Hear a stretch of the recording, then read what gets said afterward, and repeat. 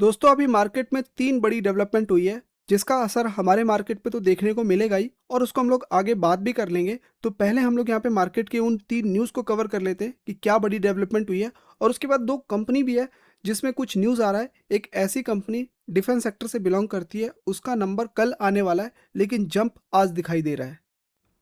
तो सबसे पहले तो हम हमारे एक्सपोर्ट के नंबर देख लेते हैं कि इंडिया कहाँ पर स्टैंड कर रहा है, इंडिया का माल बिक रहा है या फिर क्या हो रहा है, उसके नंबर सामने आ चुके हैं। तो आप यहाँ पे देखोगे कि इंडिया का जो ट्रेड डेफिसिट है, ट्रेड डेफिसिट वो यहाँ पे वाइडन हो चुका है, मतलब कि बढ़ चुका है। कितना? 31.9 बिलियन डॉलर पे जो है ट्रेड डेफिसिट देखने को मिल रहा है। अब इसके नंबर्स को थोड़ा सा डिटेल में देख लेते हैं। यहाँ पे आप देखोगे मतलब बताया गया है कि 31 बिलियन डॉलर का हमारा ट्रेड डेफिसिट देखने को मिल रहा है। इसको थोड़ा डिटेल में बताया गया कि तो हमारा जो मर्चेंडाइज इम्पोर्ट है वो 17% से बढ़ चुका है ईयर ऑन ईयर बेसिस। हम लोगों ने, इंडिया ने टोटल मर्चेंडाइज इंपोर्ट जो है वो 76.22 बिलियन डॉलर का किया था। वाइल एक्सपोर्ट, क्या मर्चेंडाइज जो एक्सपोर्ट हम लोगों ने किया है वो यहाँ पे 19% से बढ़ा है। 44 बिलियन डॉलर का हम लोगों ने यहाँ पे एक्सपोर्ट किया है। और इसका डिफरेंस ही आपको जो है टोटल ट्रेड डेफिसिट में देखने को मिलेगा, क्योंकि मर्चेंडाइज के अलावा अगर मैं बताऊँ सर्विस में, तो हम लोगों ने सर्विस में एक अच्छा खासा एक्सपोर्ट किया है। हम लोगों का जो जुलाई में टोटल हम लोगों ने एक्सपोर्ट किया है ना सर्विस में, वो 35 बिलियन डॉलर का सर्विस से रिलेटेड हम लोगों ने प्रोडक्ट एक्सपोर्ट किया है। और इंपोर्ट हम लोगों ने सर्विस से रिलेटेड 18 बिलियन का किया था। तो आपको नंबर यहाँ पे समझ आ गया। सर्विस में हम लोगों ने 35 बिलियन का किया है, और जो एक्सपोर्ट और मर्चेंडाइज में हम लोगों ने 44 बिलियन का किया है। वहीं पे उसके विपरीत हमने 76 बिलियन डॉलर का इंपोर्ट किया है। लेकिन यहाँ पे एक अच्छी बात पता है क्या है, इसमें ये भी बताया गया है कि हम लोगों ने जो एक्सपोर्ट किया है ना, वो कौन से ऐसे सेक्टर है, कौन से ऐसे प्रोडक्ट है जो हम एक्सपोर्ट कर रहे हैं। तो एक तो हमारा पेट्रोलियम प्रोडक्ट, जैसे कि जो क्रूड ऑयल है उसके बाद उसको जो रिफाइन करके जो फिनिश गुड बन रहा है ना, चाहे वो किसी भी फॉर्मेट में यूज़ हो रहा है, तो पेट्रोलियम प्रोडक्ट आपका हो सकता है जिसमें तेल भी है। और इसके अलावा और भी ऐसे प्रोडक्ट हैं। और इलेक्ट्रॉनिक्स गुड्स आ रहा है, इलेक्ट्रॉनिक्स गुड्स, इंजीनियरिंग गुड्स, फिर gems, jewellery, iron ore, meat, poultry, ये सारी चीज़ों में हम लोगों ने बहुत एक्सपोर्ट किया है। ये हमारे टॉप परफॉर्मिंग एक्सपोर्ट सेक्टर है, ये चीज़ यहाँ पे सामने निकल के आ रही है। इलेक्ट्रॉनिक्स में हम लोगों ने 30% का जंप लगाया ईयर ऑन ईयर बेसिस। और इंजीनियरिंग गुड्स में हम लोगों ने 18% का जंप लगाया। जेम्स और ज्वेलरी में इंडिया ने 6% का जंप लगाया, और आयरन ओर में 33% का जंप लगाया, और मीट वगैरह में भी 45% का जंप लगाया। भाई इंडिया से मीट बहुत ही ज़्यादा एक्सपोर्ट हो रहा है। और ये कुछ कंट्री के नाम भी सामने निकल के आ रहे हैं, ये यहाँ पे आप देखोगे, ये हमारे टॉप बायर है। तो ये एक पहला न्यूज़ है। तो इसको आप ऐसे थोड़ा बहुत तो शॉर्ट टर्म के लिए मुझे लगता है थोड़ा वॉलेटिलिटी देखने को मिलेगा, बट ठीक है, हम लोग एक्सपोर्ट कर रहे हैं। हम लोग पहले भी ट्रेड डेफिसिट ही था, लेकिन अभी क्या हो रहा है कि इंडिया की जो खुद की रिक्वायरमेंट है वो बहुत तेज़ी से बढ़ रही है, तो हमारी जो इंपोर्ट है वो यहाँ पे बढ़ रही है। तो इसका एक शॉर्ट टर्म में थोड़ा बहुत नेगेटिव असर हमारे मार्केट पर देखने को मिल सकता है। दूसरी बड़ी न्यूज़ आ रही है, इंडिया का जो रिटेल इन्फ्लेशन है उसके नंबर सामने आ चुके हैं, और भाई 19 मंथ के हाई पे चला गया है। 19 मंथ के हाई पे रिटेल इन्फ्लेशन आ चुका है। टमाटर के प्राइस आपको बढ़ते हुए देखने को मिलेंगे, ओनियन हो गया, जिंजर हो गया, ये सब के प्राइस बहुत तेज़ी से बढ़ चुके हैं। बता रहे हैं, गवर्नमेंट ने डेटा रिलीज़ किया है, और इन्होंने बताया है कि ये जो हमारा रिटेल इन्फ्लेशन है वो 4.45 पे चला गया है जुलाई मंथ में। तो भाई ये हेडेक है मार्केट के लिए, इन्फ्लेशन बहुत ऊपर चला गया है ये। और यहाँ पे आप देखो, सिंस 2024 से ये लोग कंपेयर कर रहे हैं, जिसमें मेन रीज़न है जो रिटेल इन्फ्लेशन बढ़ा है, उसमें देख रहे हैं तो फूड प्राइसेस बहुत तेज़ी से बढ़ गए हैं। इसने इसकी वजह से हमारा रिटेल इन्फ्लेशन ओवरऑल बढ़ गया है, जिसमें ओनियन जैसा प्रोडक्ट हो गया आपका, जिसमें 22% का जंप लगा है। जिंजर के प्राइसेस बढ़ गए, 83% का जंप लग गया है पिछले साल से।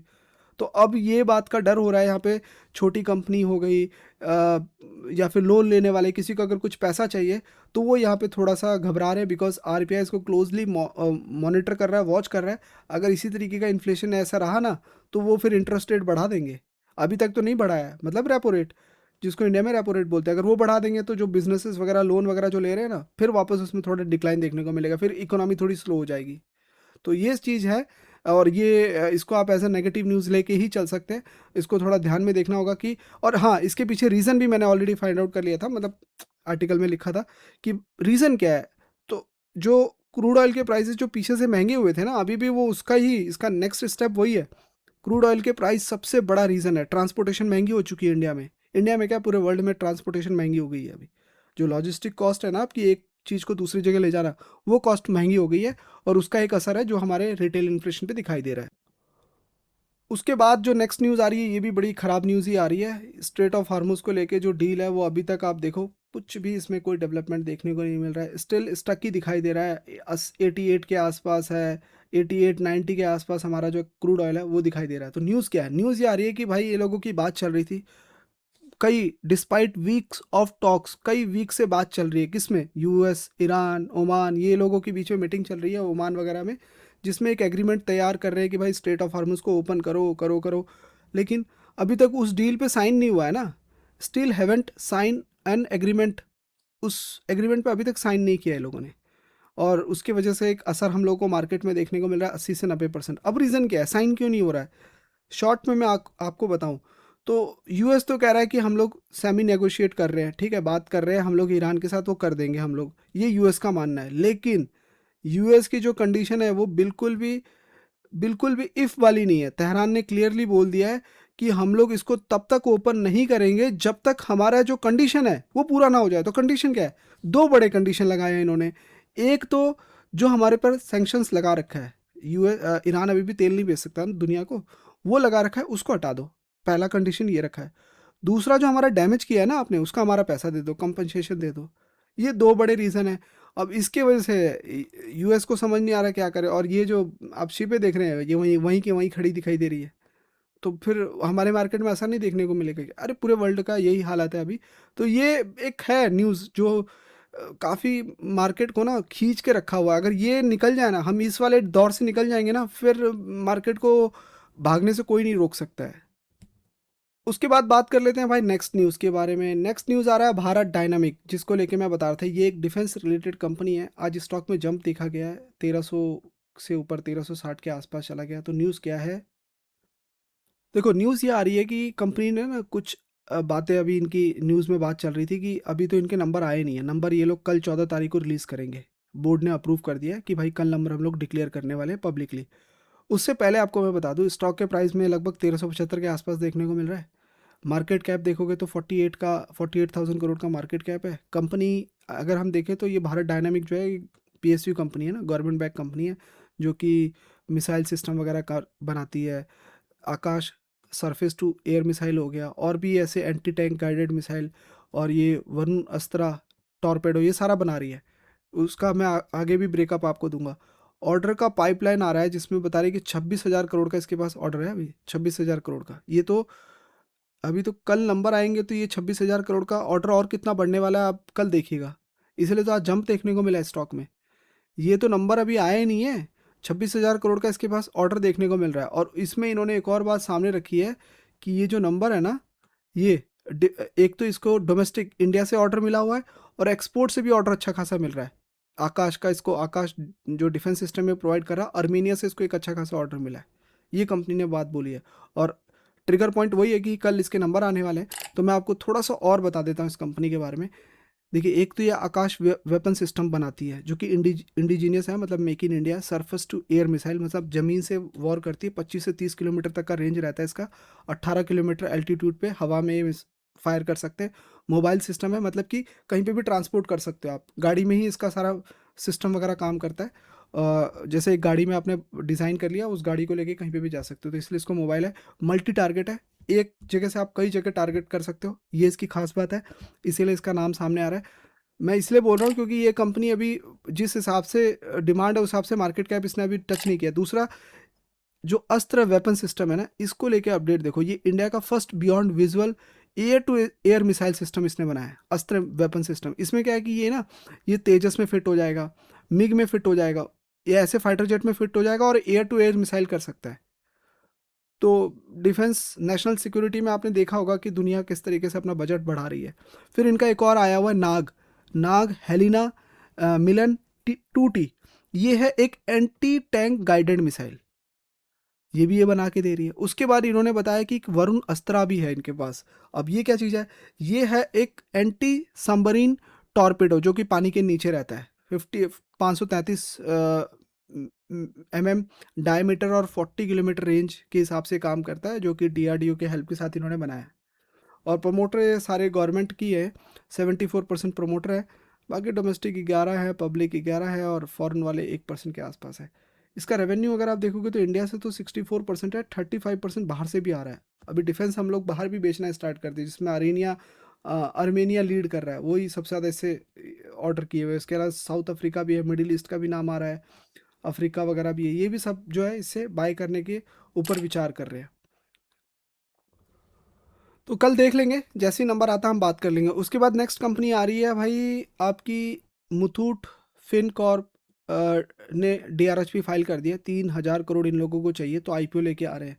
तो स्टोरी ये है इन लोगों की कि इन्होंने मतलब डीआरएचपी फाइल कर दिया सेबी को, जिसमें ये लोग एक आईपीओ लेके आएंगे। 3,000 करोड़ इनको चाहिए, और ये 3,000 करोड़ ये पूरा अपने कंपनी में लगाने वाले हैं। मतलब एंटायरली फ्रेश इशू है ये, पूरा का पूरा पैसा कंपनी में जाने वाला है। तो ये पैसे का करेगी क्या, तो ये बोल रहे हैं कि ये पूरा का पूरा पैसा ये सब बिजनेस में जाएगा।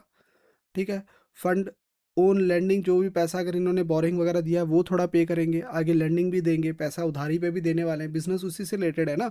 ये क्या करते हैं, गोल्ड लेते हैं और उसके बिहाफ पे पैसा देते हैं।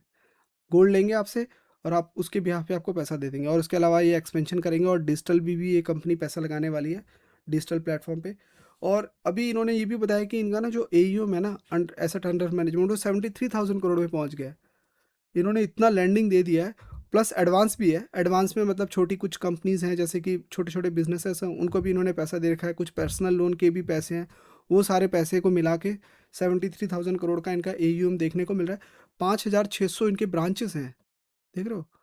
और इनकी ग्रोथ देखो, गोल्ड लोन की ग्रोथ देखो, 59% सीजीआर से ग्रोथ आ रही है। पता नहीं ये डेटा जब मैं देख रहा था तो हैरान हो गया। 59% सीजीआर से कंपनी ग्रो कर रही है। इवन क्रिसल भी ये बोल रही है कि भाई जिस स्पीड से ये ग्रो कर रही है ना, फास्टेस्ट ग्रोथ जिस स्पीड से कर रही है, इस हिसाब से तो लिस्टेड कंपनी भी नहीं है। मतलब जो अदर गोल्ड लोन देती है वो भी इस स्पीड से ग्रो नहीं कर रही है जिस स्पीड से तो मुथूट फिनकॉर्प ग्रो कर रही है। तो बिहाइंड द स्टोरी किसी को पता नहीं है। नंबर तो आपके सामने मैं रख दिया है, देख लेना।